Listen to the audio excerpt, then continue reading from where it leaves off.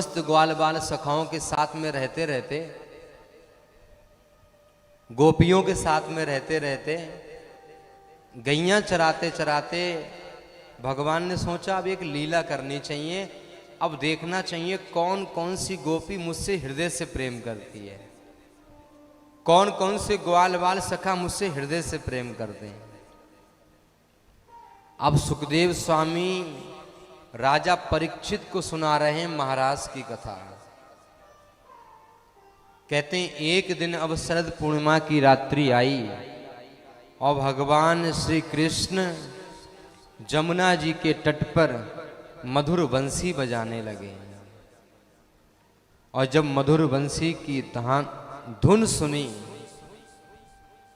जितनी गोपियां थीं सभी दौड़ी दौड़ी अपने घर से चली आई।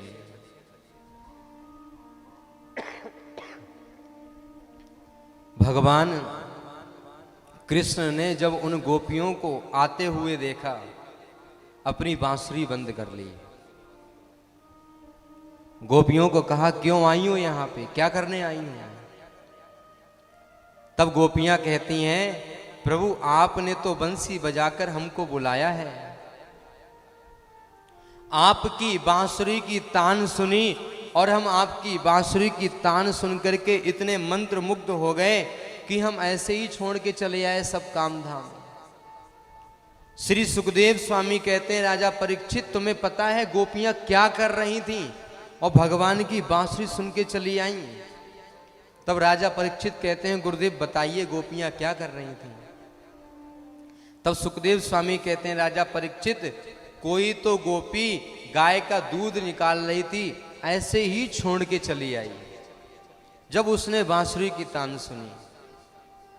एक गोपी तो भगवान के भोग प्रसाद के लिए सुंदर सा हलवा बना रही थी, ऐसे ही छोड़ के चली आई। और तो और एक गोपी अपना श्रृंगार कर रही थी और श्रृंगार करना भूल गई, ऐसे ही छोड़ के चली आई। और एक गोपी तो अपने पति के चरणों को दबा रही थी और पति के चरणों को दबाते हुए ऐसे ही चली आई छोड़ के। जब इस स्थिति का वर्णन किया सुखदेव स्वामी कहते हैं राजा परीक्षित जब भगवान श्री कृष्ण ने कहा कि गोपियां तुम भगवान के, सुखदेव स्वामी कहते हैं राजा परीक्षित जब भगवान की इस वाणी को गोपियों ने सुना कि तुम अपनी अपनी कार्य शैली को छोड़कर यहाँ पे आई हो, तुम अपने अपने कार्य को कर रही थी, कार्य को करते हुए यहाँ पर आई हो, क्या पति की सेवा करना परम धर्म है या बांसुरी की तान सुनकर मेरे पास आना परम धर्म है? भगवान का भोग प्रसाद बनाना परम धर्म है या बांसुरी की तान सुनकर के यहां आना परम धर्म है?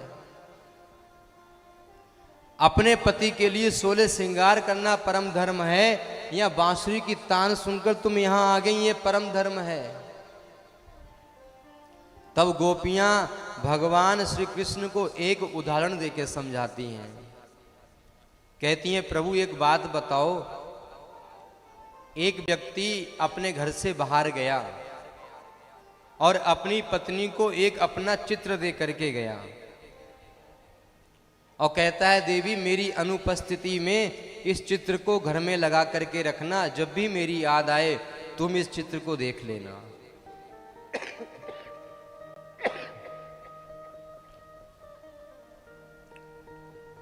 प्रभु जब वो पति बाहर गया और स्त्री ने उस चित्र को ही आधार मान लिया, उस चित्र के ही सहारे जीने लगी, उससे ही बातें करने लगी। एक दिन प्रभु क्या हुआ कि वो पति द्वार पे आया और वो स्त्री उस चित्र से बात कर रही थी पति मान के। प्रभु अब आप ये बताओ धर्म क्या है? जो असली पति द्वार पे आया उसको द्वार खोल के अंदर बुलाना, जल पिलाना, या जो चित्र में पति है उसको देख करके अपना जीवन यापन करना? भगवान कृष्ण कहते हैं जो द्वार पे आया है उस पति को अंदर बुलाना, उसको जल पिलाना, उसकी सेवा करना, ये परम धर्म है। गोपियां कहती हैं प्रभु हम भी तो यही कहना चाह रहे हैं कि वो जो है वो लौकिक पति है, वो सांसारिक पति है, एक दिन उसकी देह छूट जाएगी, इस मिट्टी में मिल जाएगी, लेकिन प्रभु आप परम पति हो। उस पति की सेवा करके हमको लौकिक सुख प्राप्त होगा, लेकिन आपकी सानिध्य प्राप्त करके, आपकी सेवा प्राप्त करके हमको परम पद प्राप्त होगा। जिस जिस गोपी के कान में बांसुरी की तान पड़ी, वो गोपी चली आई दौड़ी। गोपी कौन है? गो माने इंद्री और पी माने पी। जो प्रत्येक इंद्री से भगवान के नाम का रस पिए उसको गोपी कहते हैं। हम जितने भी लोग हैं हम सब गोपी हैं भगवान की। श्री स्वामी हरिदास जी के भवन में वृंदावन में दिव्य नाम संकीर्तन चल रहा था, खूब भगवान का भजन हो रहा था, लेकिन मंदिर प्रांगण का ये नियम था कि मंदिर प्रांगण में स्त्री का प्रवेश वर्जित था। स्त्री मंदिर के अंदर घुस नहीं सकती थी। महारानी मीराबाई आई वृंदावन घूमने के लिए। हरिदास जी का खूब नाम सुना था। हरिदास जी के यहाँ खूब संगीत होता है। हरिदास जी के मंदिर के बाहर पहुंची, जाकर के कहा कि हमको भी मंदिर में आना है, कुछ राग कुछ भजन भगवान को सुनाने हैं। हरिदास जी के सेवक गए, स्वामी जी द्वार पे मेड़ता की महारानी मीराबाई आई हैं, आकर के कहती हैं मंदिर में आना है, आकर के प्रभु को कुछ सुनाना है, कुछ पद सुनाने हैं। स्वामी हरिदास जी ने कहा मंदिर के अंदर स्त्री का प्रवेश वर्जित है, जाकर के कह दो महारानी को। सेवक ने आकर के कहा स्वामी जी ने कहा है मंदिर के अंदर स्त्री का प्रवेश वर्जित है। मीराबाई ने मुस्कुराते हुए सेवक को कहा स्वामी जी को जाकर के कहना अंदर पुरुष कौन बैठा है, सब तो स्त्री बैठी हैं अंदर। सेवक ने आके कहा महारानी कहती हैं मंदिर में पुरुष कौन बैठा है, सब तो स्त्री बैठी हैं। स्वामी हरिदास जी समझ गए कोई विद्वान आया है द्वार पे। बाहर आए, आकर के मीराबाई को मंदिर के अंदर लेकर के गए। और स्वामी हरिदास जी कहते हैं आज मीराबाई ने हमारी भी आंखें खोल दी, आज मीराबाई ने हमारे भी जीवन की ग्रंथि खोल दी। हम आज तक यही समझते रहे कि हम पुरुष हैं और भगवान को गायन करके रिझा रहे हैं। सच तो ये है कि जो आत्मा है ये स्त्रीलिंग है, आत्मा स्त्रीलिंग है, परमात्मा पुल्लिंग है। एक परमात्मा ही पुरुष है और जितनी ही इस संसार की जीवात्मा है ये सब स्त्री हैं, ये सब भगवान की गोपी हैं। स्वामी हरिदास जी कहते हैं आज मीराबाई ने हमारी आंखें खोल दी और मीराबाई ने इतना सुंदर पद गाया भगवान के सामने, मेरे तो गिरधर गोपाल दूसरा ना कोई। स्वामी हरिदास जी ने सुना, सब संतों ने सुना। संतों ने सुनने के बाद कहा मीराबाई तुमने गाया तो बड़ा अच्छा लिखा हुआ है, लेकिन तुम्हारा गाया हुआ राग में नहीं था। मीराबाई कहती हैं स्वामी जी दुनिया को रिझाने के लिए राग में गाया जाता है, लेकिन प्रभु को रिझाने के लिए अनुराग में गाया जाता है। मैंने प्रभु के लिए सुनाया है, दुनिया के लिए नहीं। हम सब भगवान की गोपी हैं। हम जितने लोग बैठे हैं सिर्फ परमात्मा एक भगवान कृष्ण ही पुरुष हैं संसार के, बाकी हम सब भगवान की गोपी हैं। सब गोपियां दौड़ी दौड़ी चली आई भगवान के पास, प्रभु अब हमको संसार में मत भेजो। हम जब भी भगवान के सामने आए तो आकर के प्रभु से यही प्रार्थना करें कि प्रभु संसार में तो हम बहुत भटक लिए हैं। जब भी हमारा मन एकाग्र नहीं होता है ना, तब हमको संसार की आधी व्याधियां सताती हैं।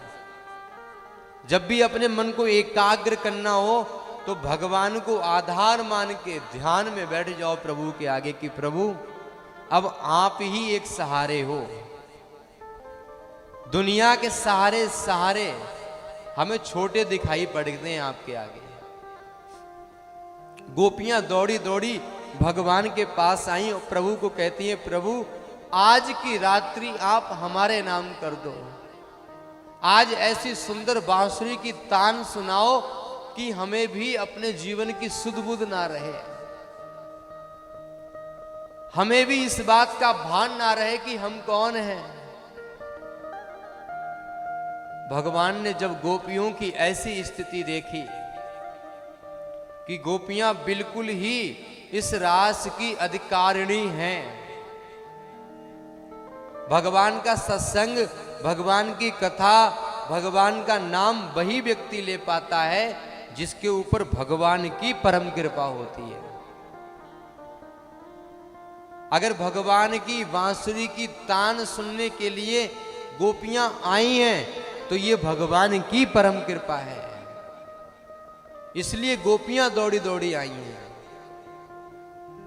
और जब गोपियां उस रास मंडल में आई, भगवान के सम्मुख आई, तब भगवान कहते हैं ठीक है गोपियां, अब मैं तुम सबके साथ इस महारास का आनंद लूंगा। और भगवान ने यमुना मैया के किनारे सुंदर बांसुरी बजाई है। और इस सुंदर बांसुरी को बजाते बजाते एक एक कृष्ण एक एक गोपी के साथ हैं। स्वामिनी श्री राधा जी भी उस रास मंडल में हैं। और क्या देखा कि गोपियों को ये लगा कि हमारे साथ कृष्ण हैं, उस गोपी को लगता है हमारे साथ कृष्ण हैं, श्री राधा जी को लगता है कि हमारे साथ कृष्ण हैं। समस्त गोपियों को रास करते करते अभिमान हो गया कि कृष्ण तो हमारे ही साथ हैं। जैसे ही गोपियों को अभिमान हुआ, गोपियों के साथ में जो कृष्ण दिखाई पड़ रहे थे वो भगवान कृष्ण वहां से अंतर ध्यान हो गए। जैसे ही कृष्ण अंतर ध्यान हुए, समस्त गोपियां व्याकुल हो गईं। कहां गए कृष्ण, कहां गए कृष्ण। अब राधा रानी को लगा समस्त गोपियों को छोड़ के कृष्ण चले गए, एक मेरे पास ही कृष्ण रह गए। अब उस रास मंडल से राधा रानी को भी छोड़ के भगवान अंतर ध्यान हो गए।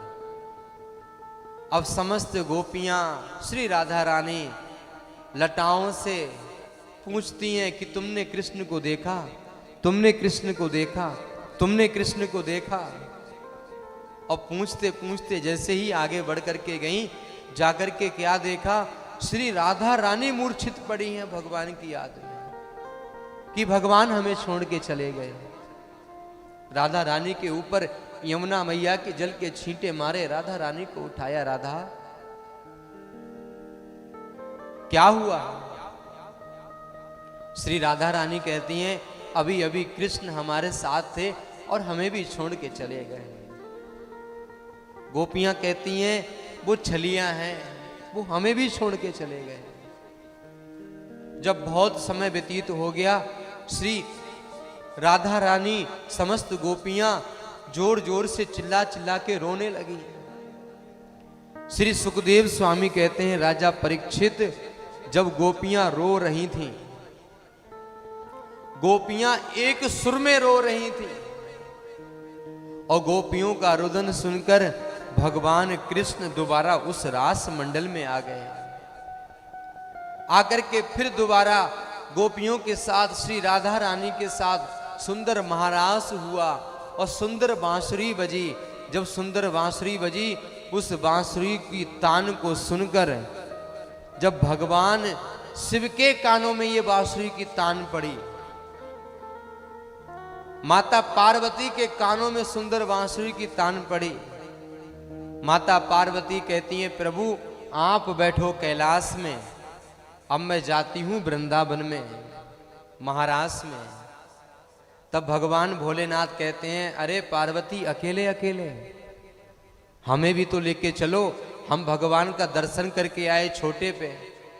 जब भगवान पैदा हुए थे, अब आज भगवान महारास रचा रहे हैं, तो भगवान लगते कैसे हैं वो सुंदर झांकी हम भी तो देखेंगे। तो भगवान को माता पार्वती कहती हैं, बाबा वो महारास है, महारास में किसी भी पुरुष का प्रवेश वर्जित है। महारास में सिर्फ और सिर्फ गोपियां जाती हैं, सिर्फ स्त्री जाती हैं। भगवान भोलेनाथ कहते हैं, देवी कोई बात नहीं, अगर तुम कहती हो वहां स्त्री जाती है तो हम भी साड़ी पहन लेते हैं, हम भी सुंदर श्रृंगार कर लेते हैं। अब माता पार्वती अपने हाथों से भगवान भोलेनाथ को साड़ी पहना रही हैं और सुंदर भगवान के लंबे लंबे बाल लगाए भोलेनाथ के, सुंदर भगवान को खूब लाली लिपस्टिक लगा करके, खूब आंखियों में कजरा लगा करके और कानों में सुंदर से कुंडल पहना करके भगवान भोलेनाथ को। और भगवान भोलेनाथ कहाँ? वृंदावन में, महाराष्ट्र में सुंदर श्रृंगार करके माता पार्वती के साथ पहुंचे हैं और नृत्य करते हुए भगवान भोलेनाथ कहते हैं, एक दिन वो भोले भंडारी बन के ब्रज की नारी वृंदावन आ गए हैं, वृंदावन आ गए हैं। एक दिन वो भोले भंडारी बन के ब्रज की नारी वृंदावन आ गए हैं, वृंदावन आ गए हैं। पार्वती जी मना के हारी, ना माने त्रिपुरारी वृंदावन आ गए हैं, वृंदावन आ गए हैं। एक दिन वो भोले भंडारी बन के ब्रज की नारी वृंदावन आ गए हैं, वृंदावन आ गए। उमापति महादेव की।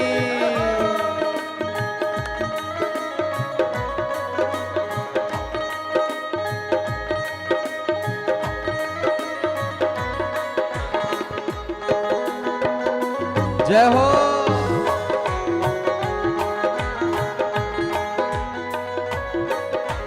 कान्हा जी महाराज की।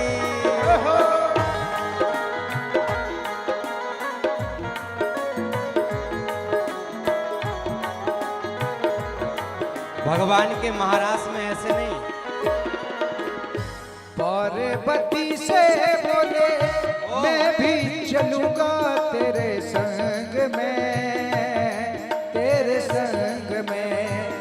पार्वती से बोले मैं भी चलूंगा तेरे संग में, तेरे संग में। राधा संग श्याम नाचे मैं भी नचूंगा तेरे संग में, तेरे संग में। रास रचेगा ब्रज में भारी, रास रचेगा ब्रज में भारी। हमें दिखा दो प्यारी वृंदावन आ गए हैं, वृंदावन आ गए हैं। एक दिन वो भोले भंडारी बन के ब्रज की नारी वृंदावन आ गए हैं, वृंदावन आ गए हैं। कौन कौन भगवान के महाराज में आया हुआ है? भगवान के महाराज में जो जो आया है, जैसे भगवान के महाराज में गोपियां, भगवान के महाराज में गोपियां कैसे आई हैं? भगवान के महाराज में जो गोपियां आई हैं वो कैसे आई हैं? ऐसे पल्लू रख के, ऐसे। भगवान भोलेनाथ कैसे आ रहे हैं? ऐसे पल्लू रख के, ताकि भगवान देख ना लें। तो अपने अपने सर पे पल्लू रख के ना, ऐसे बड़े प्यार से। आप भी भगवान के महाराज में है ना, तो सर पे पल्लू रख के और झूमते हुए जय हो।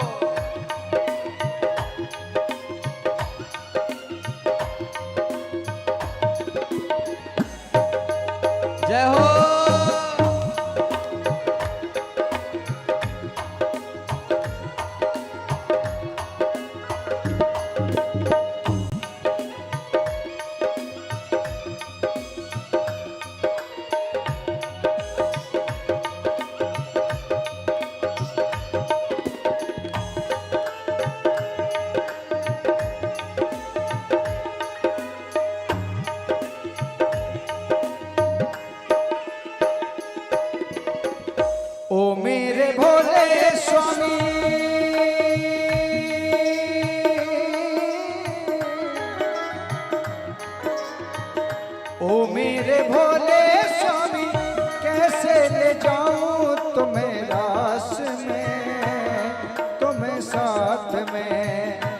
ओ मेरे भोले स्वामी कैसे ले जाऊं तुम्हें साथ में श्याम के सिवाना दूजा पुरुष न जाए उस रास में हंसी करेगी ब्रज की नारी, हंसी करेगी ब्रज की नारी, मानो बात हमारी। वृंदावन आ गए हैं, वृंदावन आ गए हैं, कितने भोले भंडारी बन के ब्रज की नारी। वृंदावन आ गए हैं, वृंदावन आ गए।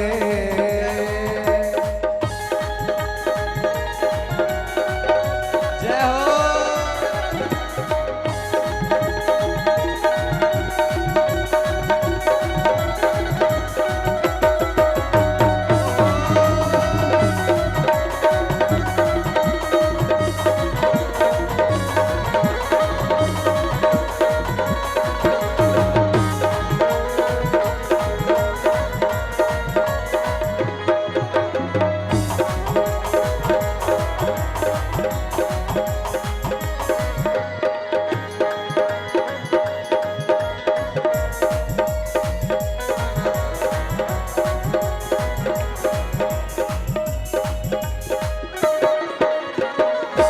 ऐसा बना दो मोहे कोई न जाने इस राज को,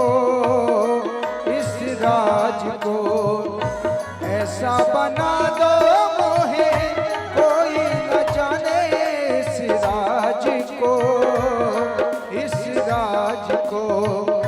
मैं हूँ सहेली तेरी ऐसा बताना ब्रजराज को, ब्रजराज को।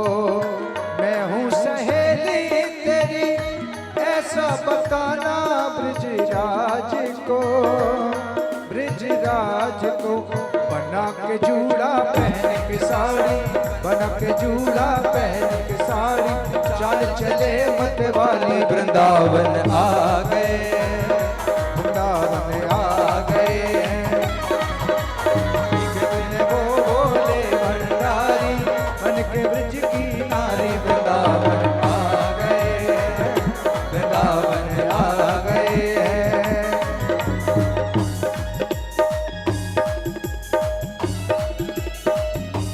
गोपेश्वर महादेव की।